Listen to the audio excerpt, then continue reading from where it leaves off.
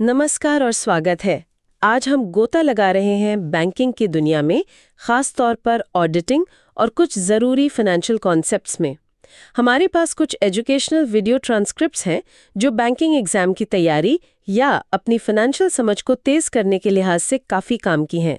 हमारा इरादा है इन थोड़े मुश्किल लग सकने वाले विषयों को आपके लिए एकदम साफ करना। हम समझेंगे कि अलग-अलग तरह के ऑडिट क्या होते हैं, क्यों किए जाते हैं और बैंकिंग में पैसे से जुड़े अहम आंकड़े कैसे काम करते हैं। तो चलिए परत दर परत इसे खोलते हैं। बिल्कुल। शुरुआत ऑडिट की मूल विचार से करते हैं। ऑडिट का मतलब है किसी भी संस्था या कंपनी की हिसाब किताब की किताबों यानी बुक्स ऑफ अकाउंट्स की जांच पड़ताल या वेरिफिकेशन। ये काम आमतौर पर एक क्वालिफाइड प्रोफेशनल जैसे चार्टर्ड अकाउंटेंट करते हैं।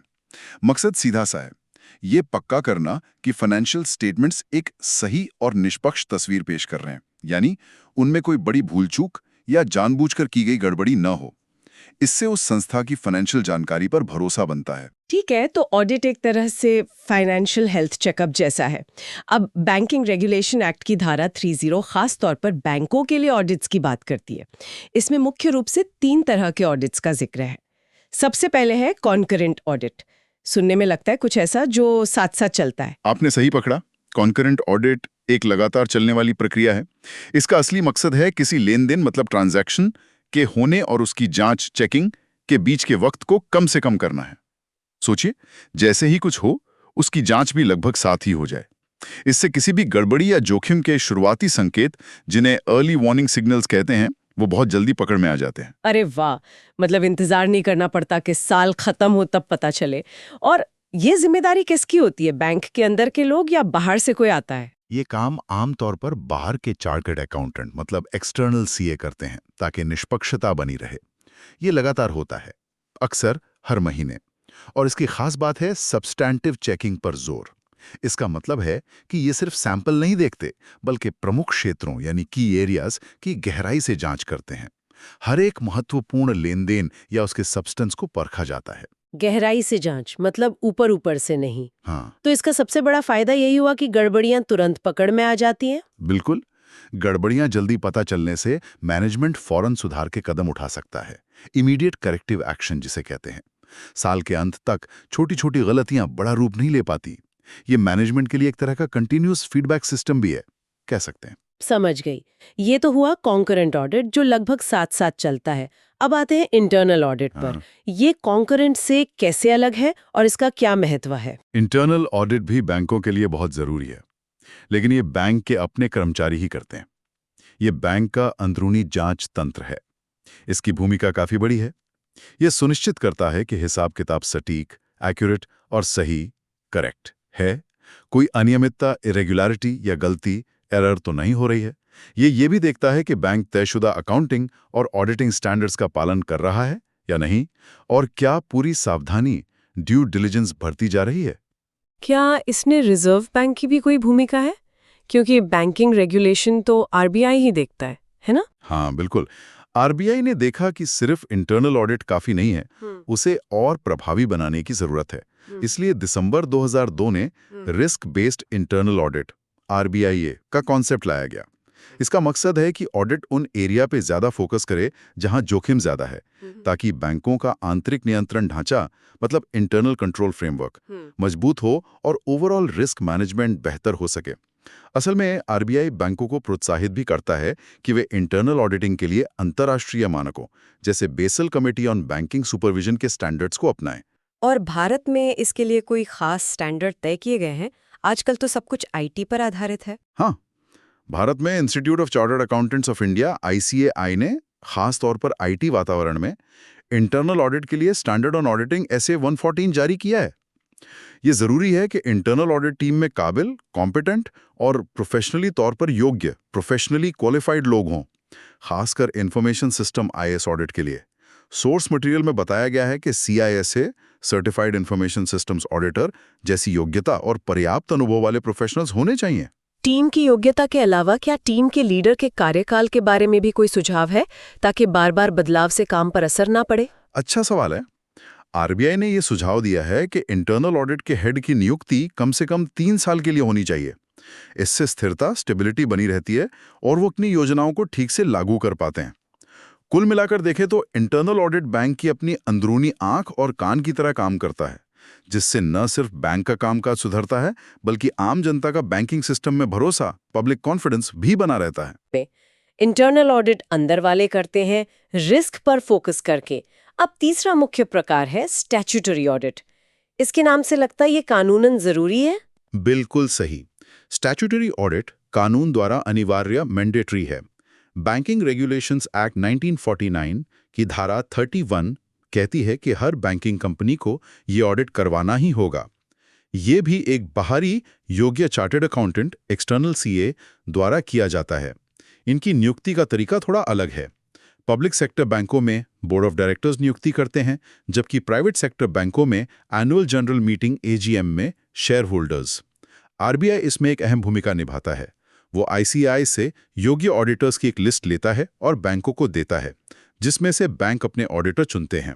तो ये कानून की जरूरत पूरी करता है, लेकिन इसका मुख्य फोकस क्या होता है? क्या ये भी कॉन्करेंट ऑडिट की तरह हर लेन देन की गहराई में जाता है? नहीं, इसका दायरा अलग है। स्टैट्यूटरी ऑडिटर का मुख्य फोकस बैंक के साल के अंत के फाइनेंशियल स्टेटमेंट्स यानी प्रॉफिट एंड लॉस अकाउंट और बैलेंस शीट का वेरिफिकेशन करना होता है।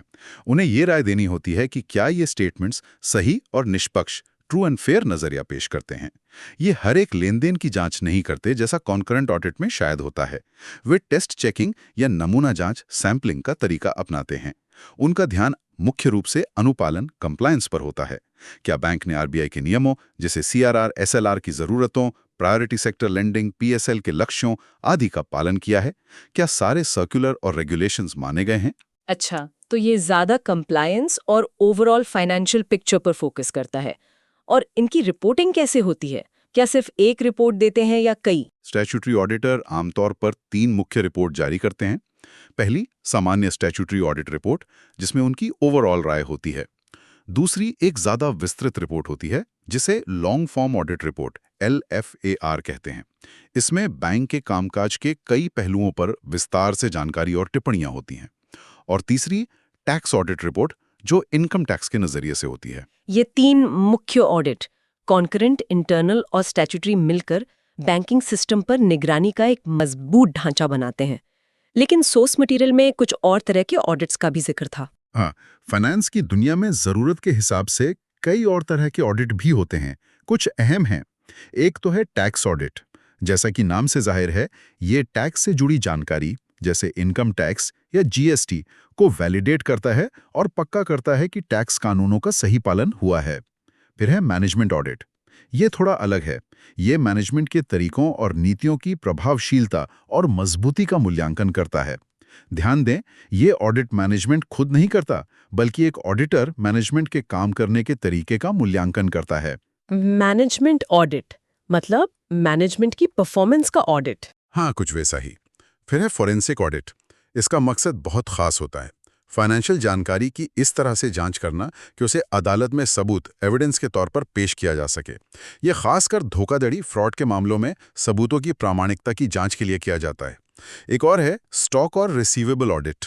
ये अक्सर तब किया जाता है जब बैंक किसी को बड़ा कर्ज देता है।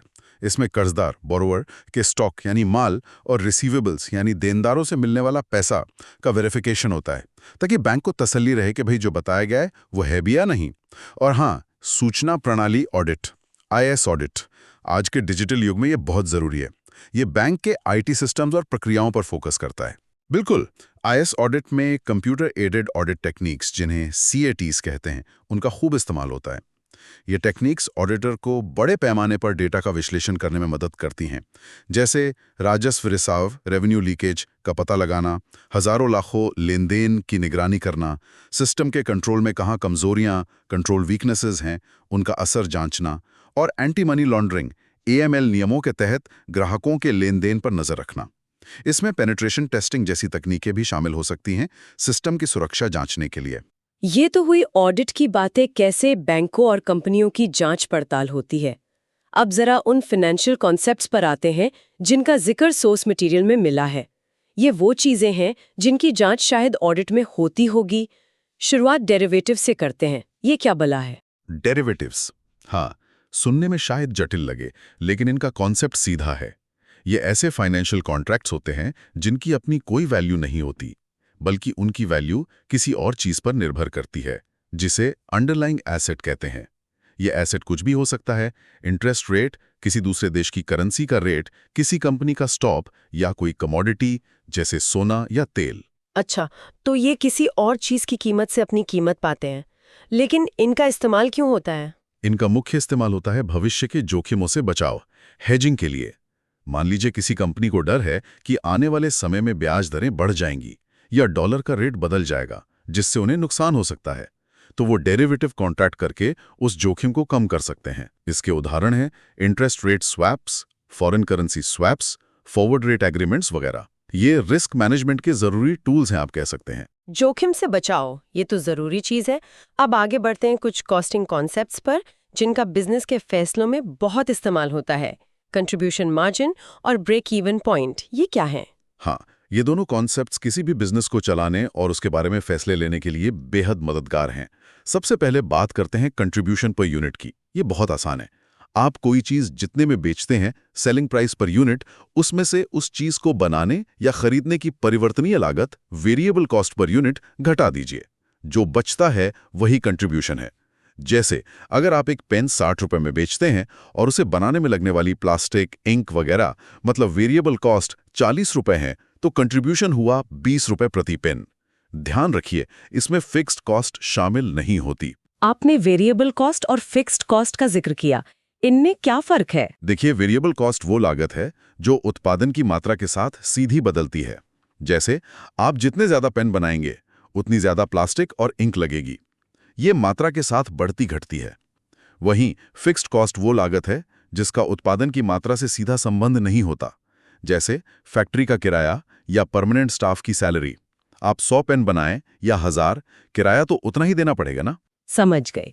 वेरिएबल कॉस्ट बदलती है, फिक्स्ड कॉस्ट स्थिर रहती है। तो अब ब्रेक इवन पॉइंट क्या है? ब्रेक इवन पॉइंट, BEP, ये वो जादुई लेवल है जहां कंपनी को ना तो कोई फायदा होता है और न ही कोई नुकसान। No profit no loss. सारी लागतें वसूल हो जाती हैं। इसे यूनिट्स में निकालने का फॉर्मूला है कुल fixed cost contribution per unit. हमारे पेन वाले उदाहरण को आगे बढ़ाएं। मान लीजिए फैक्ट्री का किराया वगैरह मिलाकर कुल फिक्स्ड कॉस्ट 2 लाख रुपए है और हर पेन पर कंट्रीब्यूशन 20 रुपए है। तो BEP बराबर 2 लाख रुपए, 20 रुपए बराबर 10,000 यूनिट्स।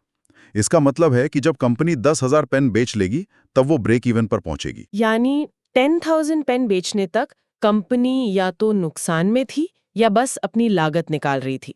और अगर इसे बिक्री की रकम, सेल्स वैल्यू में जानना हो, तो बस यूनिट्स को बिक्री मूल्य से गुणा कर दीजिए। BEP बिक्री मूल्य में is equal to BEP units में बिक्री मूल्य प्रति यूनिट। हमारे उदाहरण में 10,000 यूनिट्स 60 रुपीस प्रति unit is equal to 6 lakh रुपए। यानी जब कंपनी 6 लाख रुपए की बिक्री कर लेगी, तब वो ब्रेक इवन पर होगी। इस पॉइंट के बाद बिकने वाला हर पेन कंपनी के लिए प्रॉफिट कमाएगा। ये जानना मैनेजमेंट के लिए बहुत जरूरी है। वाकई ये जानना कि कम से कम कितना बेचना है ताकि नुकसान ना हो, बहुत क्रिटिकल है। सोर्स मटेरियल में PV रेशो और मार्जिन ऑफ सेफ्टी का भी जिक्र था। ये क्या बताते हैं? ये भी बहुत काम के मैट्रिक्स हैं। PV ratio, profit volume ratio. इसका फॉर्मूला है कंट्रीब्यूशन सेल्स 100। ये बताता है कि आपकी बिक्री का कितना हिस्सा कंट्रीब्यूशन है जो फिक्स्ड कॉस्ट को कवर करने और प्रॉफिट कमाने के लिए उपलब्ध है। हमारे पेन वाले उदाहरण में कंट्रीब्यूशन 20 रुपए था और सेल्स प्राइस 60 रुपए। तो PV रेशियो बराबर 20, 60, 100 इज इक्वल टू 33.33%। ये दिखाता है कि हर 100 रुपए की बिक्री पर 33 रुपए 33 पैसे कंट्रीब्यूशन आता है। और मार्जिन ऑफ सेफ्टी, ये सुरक्षा कवच जैसा लगता है। हाँ, बिल्कुल। मार्जिन ऑफ सेफ्टी ये बताता है कि आपकी असल या अनुमानित बिक्री, एस्टिमेटेड सेल्स, आपके ब्रेक इवन पॉइंट से कितनी ज्यादा है। इसका फॉर्मूला है अनुमानित बिक्री ब्रेक इवन बिक्री। ये एक तरह का सेफ्टी कुशन है, मतलब बिक्री कितनी गिर सकती है बिना नुकसान में आए। सोर्स मटेरियल में एक उदाहरण दिया गया है जहां अनुमानित बिक्री 100 लाख रुपए और ब्रेक इवन बिक्री 70 लाख रुपए बताई गई, जिससे मार्जिन ऑफ सेफ्टी 40 लाख रुपए बताई गई। यहां एक छोटी सी गणितीय असंगति लगती है क्योंकि 100-70 तो 30 होता है। खैर, हम स्रोत की जानकारी दे रहे हैं। इसका मतलब यह है कि कंपनी अपने ब्रेक इवन लेवल से काफी ऊपर काम कर रही है, जो अच्छी बात है। ठीक है, ये आंकड़े बिजनेस की सेहत समझने में मदद करते हैं। अब जरा इनकम टैक्स से जुड़े कुछ बिंदुओं पर आते हैं जो सोर्स में थे। हाँ, कुछ बहुत ही बुनियादी बातें बताई गई हैं, जैसे इनकम टैक्स एक प्रत्यक्ष कर, डायरेक्ट टैक्स है, यानी ये जिस पर लगता है वही से भरता है। व्यक्तियों और कंपनियों, घरेलू और विदेशी, के लिए टैक्स की दरें अलग-अलग होती हैं। अगर किसी की आय वेतन, सैलरी से है तो उसे 50,000 रुपए की मानक कटौती, स्टैंडर्ड डिडक्शन मिलती है। इनकम टैक्स रिटर्न भरने के लिए इनकम टैक्स एक्ट की धारा 139(1) है। एक और काम की बात, अगर कोई टैक्स कलेक्टर, जैसे कंपनी जो टीसीएस काटती है, टैक्स कलेक्टेड एट सोर्स, वो समय पर सरकार को टैक्स जमा नहीं करता है, तो उसे देरी के लिए हर महीने 1% की दर से ब्याज देना पड़ सकता है। ये तो रोजमर्रा की जानकारी है। अंत में रेशियो एनालिसिस और अकाउंटिंग पॉलिसी से जुड़ी कुछ बातें भी थीं। रेशियो एनालिसिस फाइनेंशियल स्टेटमेंट्स को समझने का एक तरीका है। इसमें हम अलग-अलग आंकड़ों का अनुपात निकालकर कंपनी की परफॉर्मेंस, लिक्विडिटी, प्रॉफिटेबिलिटी वगैरह का अंदाजा लगाते हैं। ये फाइनेंशियल एनालिसिस और कुछ हद तक भविष्य का पूर्वानुमान, फोरकास्टिंग में मदद कर सकता है। हालांकि सोर्स मटेरियल ये भी साफ करता है कि रेशियो एनालिसिस सीधे तौर पर कंपनी की कमजोरियों, वीक स्पॉट्स को पिन पॉइंट करने या फाइनेंशियल प्लानिंग बनाने में मदद नहीं करता। ना ही ये कम्युनिकेशन या कोऑर्डिनेशन का टूल है। इसका मुख्य उपयोग फाइनेंशियल विश्लेषण में ही है। स्टॉक टर्नओवर रेशियो का एक उदाहरण भी था, वो क्या दिखाता है? हाँ, स्टॉक टर्नओवर रेशियो, इसका फॉर्मूला है बेचे गए माल की लागत, कॉस्ट ऑफ गुड्स सोल्ड या COGS, औसत स्टॉक, एवरेज स्टॉक। सोर्स के उदाहरण में COGS 2,20,000 रुपए और एवरेज स्टॉक 55,000 रुपए था, तो रेशियो आया 4 गुना। एवरेज स्टॉक निकालने के लिए साल के शुरू के स्टॉक और साल के अंत के स्टॉक को जोड़कर 2 से भाग देते हैं, जैसे 50,000 + 60,000 बटा 2 = 55,000। ये रेशियो बताता है कि कंपनी साल में कितनी बार अपने पूरे स्टॉक को बेच देती है। ज्यादा रेशियो आमतौर पर अच्छा माना जाता है। ये दिखाता है कि कंपनी अपनी इन्वेंट्री को कितनी कुशलता से मैनेज कर रही है। और अकाउंटिंग पॉलिसी बदलने के बारे में क्या नियम है? क्या कंपनी जब चाहे अपनी पॉलिसी बदल सकती है? नहीं, ऐसा नहीं है।